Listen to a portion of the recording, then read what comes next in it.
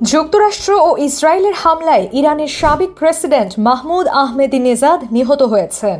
2005 থেকে 2013 সাল পর্যন্ত 8 বছরের শাসনামলের শুরুতে আহমেদিনেজাদ শাসক শিয়া ধর্মীয় নেতৃত্বের পাশাপাশি পার্লামেন্টের কট্টরপন্থী রাষ্ট্র ও ইসরায়েলের হামলা ইরানের সাবেক প্রেসিডেন্ট ও রক্ষণশীলদের পূর্ণ সমর্থন পান।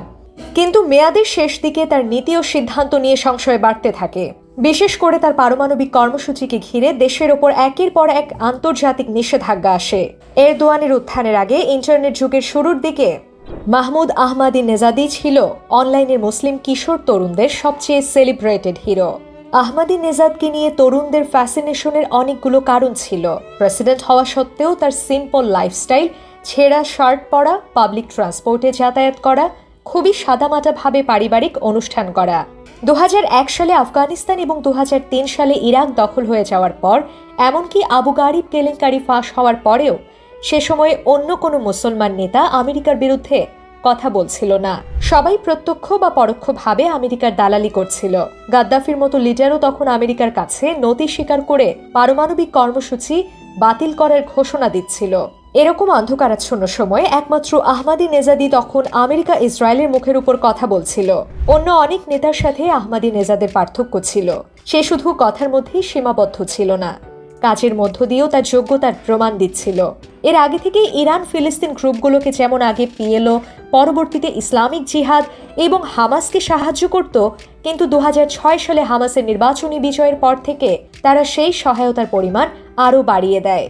সবচেয়ে বড় কথা, আহমাদিনেজাদের আমলেই 2006 সালে লেবাননে ইরানের প্রক্সি গ্রুপ হেজবুল্লাহ ইসরায়েলের বিরুদ্ধে সরাসরি যুদ্ধে যোগ দেয় এবং প্রথমবারের মতো ইসরায়েলকে পিছু হটতে বাধ্য করে।